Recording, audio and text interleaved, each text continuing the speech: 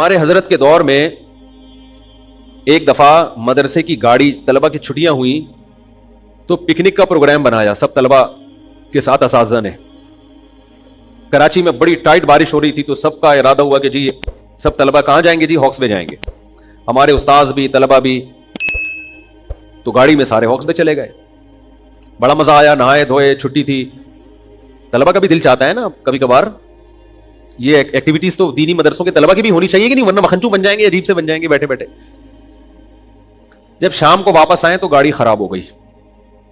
ہمارے حضرت مفتی رشید احمد صاحب رحمہ اللہ کو بڑا غصہ آیا کہ مدرسے کی وقف کی گاڑی کا ایسا استعمال کیوں کیا؟ یہ تو مدرسے کی، اس کو تو بہت احتیاط سے چلانا چاہیے تھا.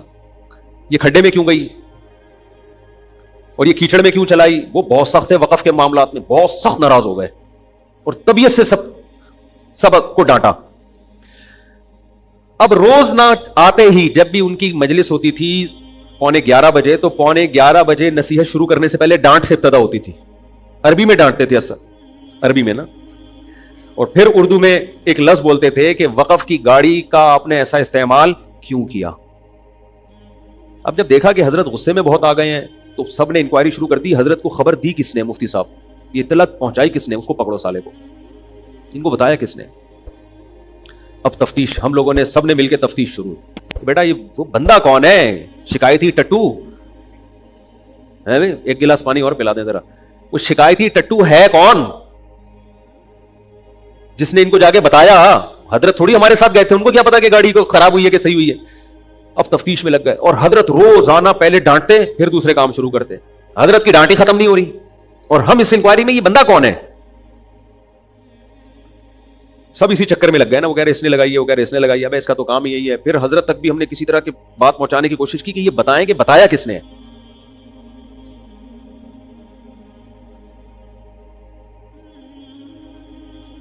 جزاک اللہ. الحمدللہ.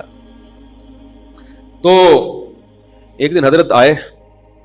حضرت نے فرمایا کہ آپ لوگ سے جو گاڑی خراب ہوئی نا، جو اس کا غلط استعمال ہوا ہے گاڑی کا، یہ بھی جرم ہے.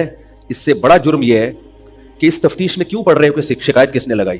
سیدھا سیدھا پرچہ لکھ کے دے دو نا، معذرت آئندہ نہیں کریں گے. یہ لکھنے میں کیا جا رہا ہے؟ یہ بڑے عبرت کی بات ہے. یہ حضرت نے جب کہا، جب ہم نے پیپر لکھ کے دیا حضرت کو کہ حضرت ہم سے بہت بڑی غلطی ہوئی ہے، مدرسے کی گاڑی کو اس طرح استعمال کیا کہ خراب ہو گئی، اپنی گاڑی سمجھ کے استعمال کرنا چاہیے تھا اور آئندہ ایسی حرکت نہیں ہوئی. ہم نے پرچہ لکھ کے دے کے معذرت کر لی. حضرت نے اس پہ کہا کہ یہ جو آپ لوگوں نے پرچہ اب لکھ کے دیا ہے، پہلے لکھ کے دے دیتے. دیکھو فسادی کا مطلب کیا ہوتا ہے. اسی طرح کے محلے میں فسادی ہوتے ہیں، بجائے اس کی غلطی ہو گئی ہے بھائی سوری کرو. ہر آدمی سے ہو جاتی ہے، آئندہ خیال کریں گے، تاوان بھر دو کہ یہ خراب ہوئی ہے، ہم ریپیئرنگ کروائیں گے اس کی. کوئی طلبہ میں مالدار بھی ہوتے ہیں، وہ کہتے ہیں بھائی ہم ٹھیک کرا دیں گے. کہا کہ یہ جو جرم تھا نا گاڑی کو خراب کر دینا، اس سے بڑا جرم یہ ہے کہ اس تفتیش میں جو لگ گئے ہو نا، یہ شکایت کس نے لگائی ہے، یہ زیادہ بڑا جرم ہے. یہ فسادی ہونے کی علامت ہے کہ اصلاح کا جذبہ نہیں ہے. اس سے ایک نیا فساد کھڑا ہو جاتا ہے نا. اس نے شکایت لگائی ہے، وہ کہتے ہیں میں نے لگائی، کہتے ہیں اس نے لگائی، اس سے نفرتیں. یہی کام آج ان لوگوں کے خلاف ہو رہا ہے جو برائی سے روکتے ہیں. بجائے اس کے کہ برائی سے روکیں، روکنے والے کے عیب تلاش کرنا شروع کر دیتے ہیں کہ ابے یہ تو خود ایسا ہے، ابے یہ تو خود ایسا ہے، ابے یہ تو یہ کر رہا تھا، ابے تو میرا کے سر پہ ہاتھ رکھا ہوا تھا اس نے، ابے یہ تو یوں کر رہا ہے. ابے چھوڑو بھائی، تمہیں جس برائی سے روکا جا رہا ہے اس کو فوکس کرو، توبہ استغفار کرو. دوسرے کی غلطیوں کو اللہ پہ چھوڑ دو، اللہ ٹھیک کرے گا. یہ آپ کا کام نہیں ہے. سمجھ میں آ رہی ہے بات کہ نہیں آ رہی ہے؟ فسادی آدمی کا 2 منٹ میں پتہ چل جاتا ہے. میاں بیوی میں جھگڑے ہوتے ہیں نا، کیا کیا جھگڑے ہوتے ہیں میں آپ کو بتاؤں گا، لوگ سمجھ جائیں گے ہماری بات ہو رہی ہے. وہ جھگڑے پورا عنوان چینج کرنا پڑتا ہے. لوگ کہتے ہیں ہم نے اس لیے تھوڑی آپ کو جھگڑا بتایا تھا کہ آپ بتا دیں. کیا کیا جھگڑے ہوتے ہیں فساد کی وجہ سے، باتوں کا بتنگڑ. بعض دفعہ غلطی نہیں ہوتی، بڑے کے سامنے آدمی کہتے جی ہو گئی ہے، سوری کر لے. اس میں اپنی بے عزتی محسوس نہ کرے آدمی کہ چلو جی ہو گئی غلطی. اچھا جی، اپنے آپ کو اتنا فنٹر کیوں سمجھتے ہو کہ ہم سے غلطی ہو ہی نہیں سکتی ہے بھائی؟ یار ہو گئی غلطی، ہم کون سا فرشتے ہیں بھائی، آئندہ نہیں کریں گے. اگلا بھی انسان کا بچہ ہوگا تو اگنور کر دے گا، نہیں ہوگا تو وہ بھی اسے گھسیٹتا رہے گا. تو نے تو خود مانا تیری غلطی ہے. میاں بیوی کے اکثر جھگڑے اسی کیس نوعیت کے ہوتے ہیں. شوہر نے بیگم کو بول دیا تم نے یہ کیا، میں نے تو یہ کیا ہی نہیں ہے. اب تو چپ ہو جا بھائی، بس ایک دفعہ بات پارسل کر دی، اب کیا کرو؟ چپ ہو جاؤ. وہ آئندہ خود ہی احتیاط کر لے گی بھائی شوہر دیکھ رہا ہے، یہ نہیں تم نے کیا ہے، یہ تمہاری وجہ سے ہوا ہے، میری وجہ سے ہوا ہی نہیں ہے، آپ نے کہہ کیسے دیا. ذرا سی بات ہوگی. اور ایک دفعہ ہمارے حضرت نے واقعہ سنایا, شوہر گھر میں بیوی کے کمرے میں گیا, دروازہ ذرا زور سے بند کیا اس نے, جیسے ہوتا ہے نا آرام کے بجائے دھاڑ کر کے, غلطی سے ہو گیا اس سے. بیوی نے کہا اور زور سے. یہ سچی مچی کا واقعہ ہے. بیوی نے کیا کہا؟ اور زور سے. اس کو بھی غصہ آ گیا, یار مجھ سے غلطی سے زور سے بند ہو گیا تو برداشت کر لے, مجھے طنز کیوں کر رہی ہے. اس نے اٹھایا, پٹاخ کر کے زور سے دیکھا, بول کر لے کیا کرنا ہے. اس نے کہا مزہ نہیں آیا, اور زور سے ایک دفعہ پھر ہونا چاہیے. وہ بھی غصے میں آ گئی. اس کو غصہ اس بات کا آ رہا ہے کہ ایک تو آپ کی غلطی کے پہلی دفعہ زور سے بند کیا, اب جب میں نے تنبیہ کی ہے تو بجائے سوری کرنے کے اور زور سے. بھائی آپ کا تنبیہ کا اسٹائل ہی ٹھیک نہیں ہے. تھوڑا سا شوہر کو شوہر ہلکا پھلکا سا سمجھ لو. اگر غلطی سے اس نے کر دیا ہے تو اس کے کہیں کہ ایکسکیوز می سر. یہی اگر ایئر ہوسٹس ہوتی اور آپ کے ہاتھ سے چائے کی پیالی گر جاتی تو یہ کہتی ایک دفعہ پھر, یہ کپ لیں اس کو بھی توڑو. وہ بات کرتی ہے ایسے, یا آپ سے کب گر گیا ہے نا, یہ وہ خود ہی آپ سے رہا ہوتا ہے, سوری وہ کر رہی ہوتی ہے. آدمی کہتا ہے ایک اور دفعہ توڑ دوں میں, اتنے اچھے اخلاق ہیں یار. حقیقت ہے, اتنے اچھے اخلاق سے بات کرتی ہے کہ غلطیوں پہ بھی ایکسکیوز خود کر رہی ہوتی ہے ایئر ہوسٹس. تو میں نہیں کہہ رہا خواتین اتنے اچھے اخلاق سے, اتنا تو مرد بھی تو نہیں ہوتا نا اتنا اچھا.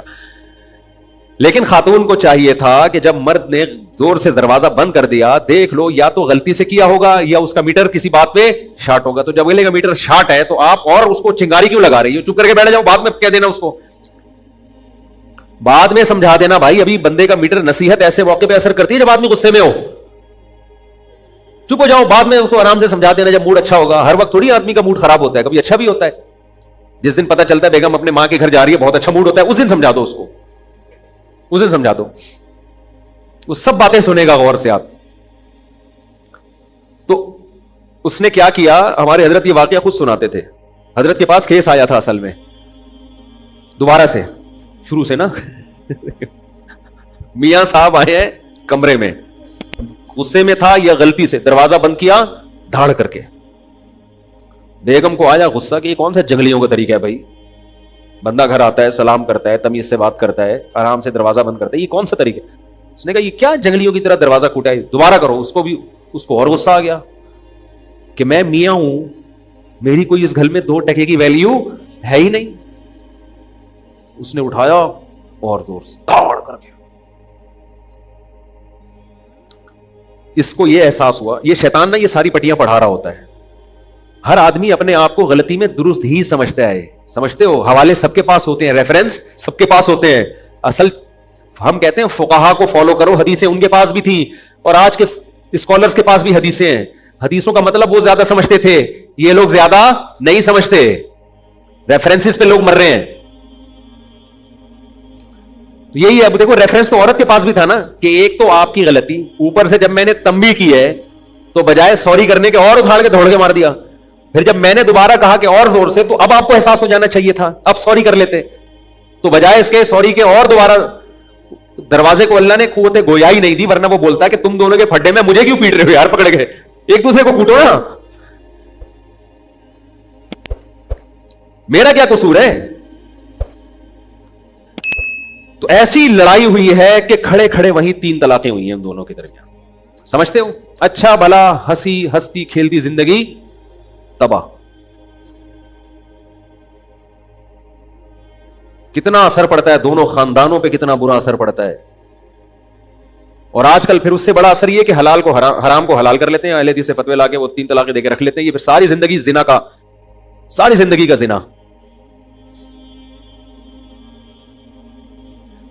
اور میں آپ کو بتاؤں, طلاق کے فتوے میں حدیثیں ان کو بھی مل جاتی ہیں, ریفرنسز سب کے پاس ہوتے ہیں, مگر وہ ریفرنسز نہ صحابہ کی سمجھ میں آئے, نہ ابو حنیفہ کی, نہ امام مالک کی, نہ امام شافعی کی, نہ احمد بن حنبل کی, نہ امام بخاری کی.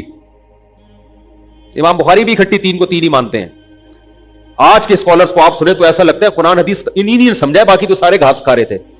اور ہم جب بات کرتے ہیں تو کہتے ہیں یہ اپنے فرقے کو پروموٹ کر رہے ہیں, مسلک کو.